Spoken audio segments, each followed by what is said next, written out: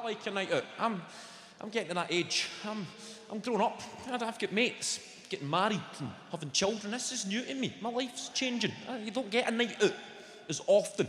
The weekend is no longer an excuse in itself. You don't get a night out. It's rare.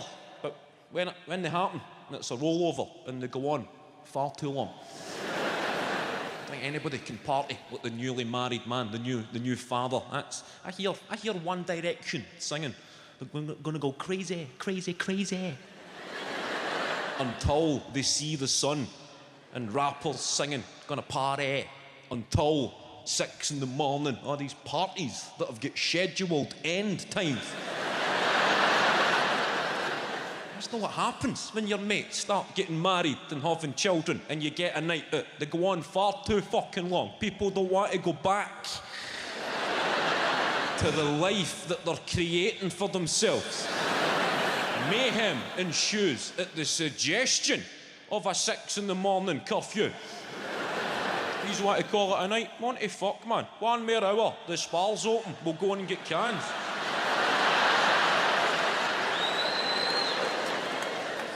The adult empty, it's a bleak affair, the empty, 10 years on. Some paranoid wreck walking through your living room looking for a Nokia charger.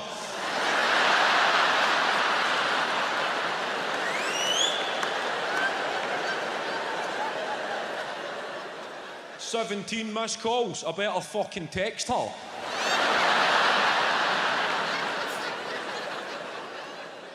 Highlights of a game of FIFA on the PlayStation that was finished about 3 hours ago. Still playing. 2 guys snorting cocaine, talking about a fight they had in primary school.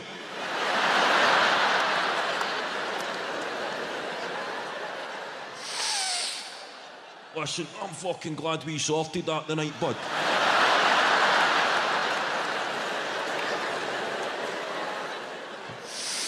Me and all, mate, I was out of order that playtime. I was out of order. 35-year-old guy still using expressions like playtime. That was me, it was out of order, mate. I'm the one that kept throwing fizzy cola bottles at you. I knew. You had to be seen to be doing something about that, mate. I understand. You never need to call us a VL, but that was out of order on your part. At 6 in the morning, Nokia guy arguing with his missus by text. I told you I was having a mad one. His only justification for having a mad one. He fucking told her he was having a mad one. And then staying on the offensive. I thought you were going to your mum's to watch Strictly anyway. It's fucking 6 o'clock in the morning, Ryan. How the fuck am I supposed to know what time Strictly finishes?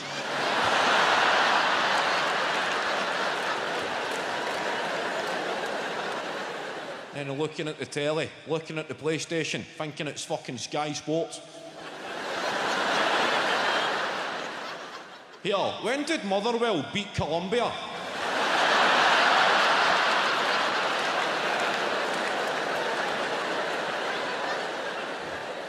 That's fucking some result for the Well, isn't it? Columbia have their full team playing, aye? I should start money on that. 7 red cards. Is there a bit of needle between the two? 6 in the morning. That's tough. Watching guys grow up against their will. Watching somebody going through an old VHS case that's been used as a joint rolling station for years. Raking through the paraphernalia, trying to find something smokable. There's a bit of green in there, press my finger on that. There's plenty here, gentlemen, the night is but young. A bit of green stuff, tobacco, scrape that in. Hells, there's always hells in the rolling tray. I thought I'll put the pubes in, who gives a fuck?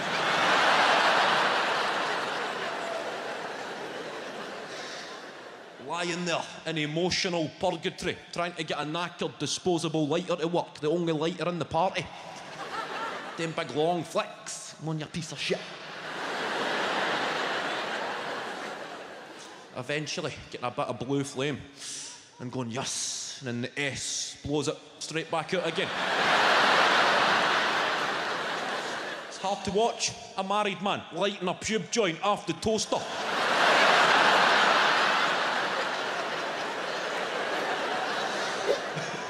So it is good to be back. This is the last night of the tour. Good to be back in Glasgow.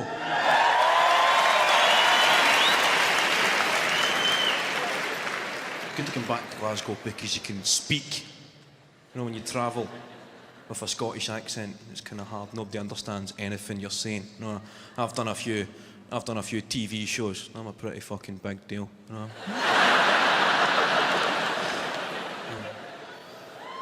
I'm serious news. No, I've done a few TV shows. And you've got a Scottish accent on the telly, you need to try and enunciate and use proper English, but it's hard to find the right balance, because no matter how hard you try to enunciate and use proper English, there's still somebody from Leamington Spa.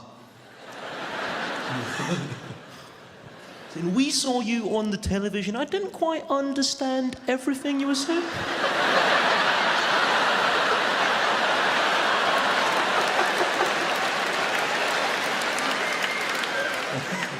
Didn't quite catch it. Something a bit over my head. Your accent is really quite strong. You've got a really thick Scotch accent. Didn't quite catch everything you said.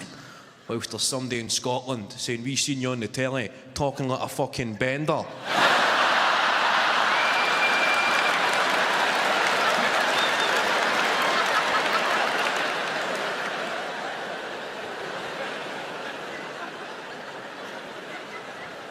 Care to explain yourself?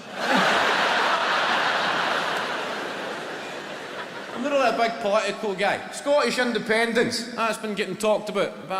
We're having a couple of fucking freedom. Yes, yeah. People booing, people cheering. I don't think anything's going to get resolved at a comedy show, but feel free to vent your opinions. 2014, that's when they're having the referendum. That's because it's 700 years after the Battle of Bannockburn. That's to get us fucking patriotic. And you know, we're going to show Braveheart the night before that referendum. STV, 9 o'clock, as sure as fuck, Braveheart. I reckon we should also show Trainspotting, just to even it. One fucking freedom, that's us. Oh, that's also us. Well, the war on terror, that was supposed to be Obama's thing. The war on terror is going to end that. Obama, they get quite excited. Have we got any Americans in the room? Just one guy doing a shite accent.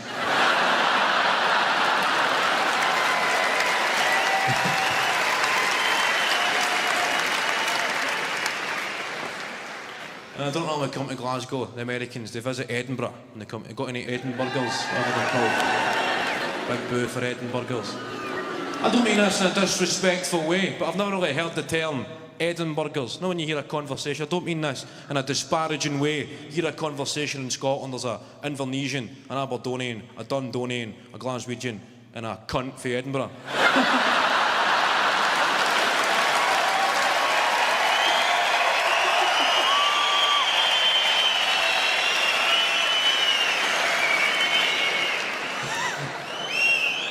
It's true though, you never hear Edinburghers, it's cunt for Edinburgh, that's what they're called. Good to see we've got a few cunts for Edinburgh, made it through. I love the Americans in Edinburgh, I love them, they're enthusiastic, and up at Edinburgh Castle, the Americans thinking it's a high school. Because they hear gunshots every lunchtime.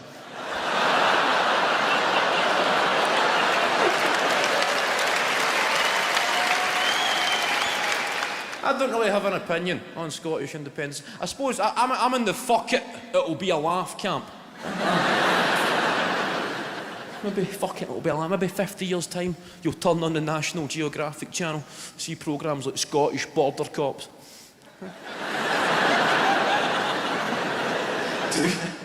Two guys in the airport interrogating some poor guy for fucking Leamington Spa.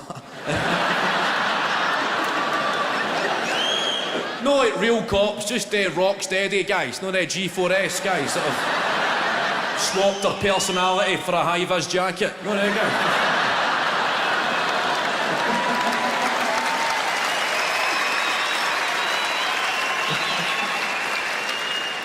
watch that? Scottish Border Cops going through the guy's bag. And what's this? It's a banana. Why, are those illegal? I never said they were illegal, pal, but we don't fucking like them. I'm a bus guy. I still take public transport. I'm a bus guy. I'm a bus. I take one of their kind of... Not every area's got their rough bus. No one of their kind of Glasgow safaris that you get. The number 40 bus. It runs from Clydebank to Easterhouse via Drumchapel. It's as if they went Clydebank to Easterhouse. I'm not sure that's mental enough. No.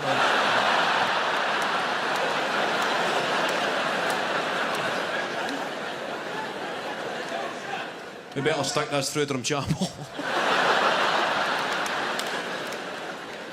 The only bus I've seen 3 generations of the one family get on for a half fell. And when you travel down south and you tell people you're from Glasgow, they get quite excited. They go, Glasgow, yeah, it's really quite rough, isn't it? Really violent, yeah. And you kind of get proud. And you go, oh, aye, oh, aye.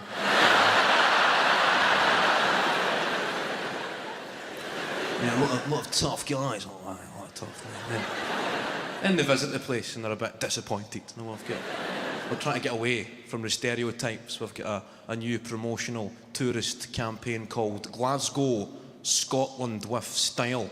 Everybody's seen the posters. It's one of these kind of homogenised posters of people supposed to be the new face of Glasgow. People with names like Nathan. Every major city advertises the happy people like Nathan, and it's this guy's in the poster, Nathan, sales assistant, proud Glaswegian. I don't think a sales assistant called Nathan is a fair representation of any major city. I think major cities should play up to their stereotypes on the billboards, advertising your city. Show them real people like wee mental Davy.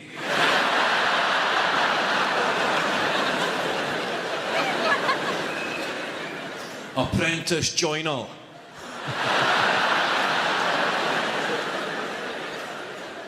Father of 6.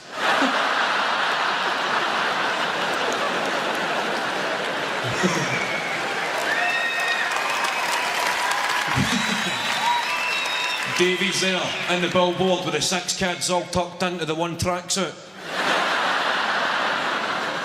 A Lacoste tracksuit, and only the best for these kids. They're all dressed up for their granny's 30th.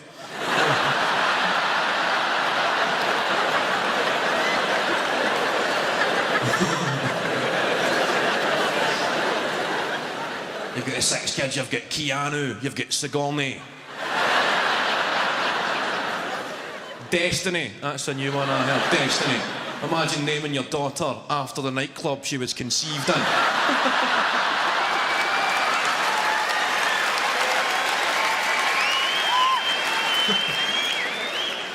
This is Destiny and this is my son, the garage.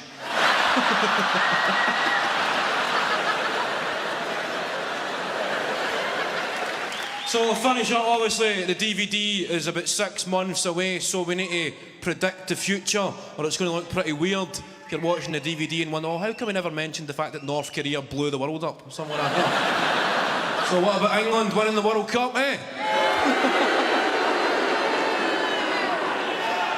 What about England getting fucked?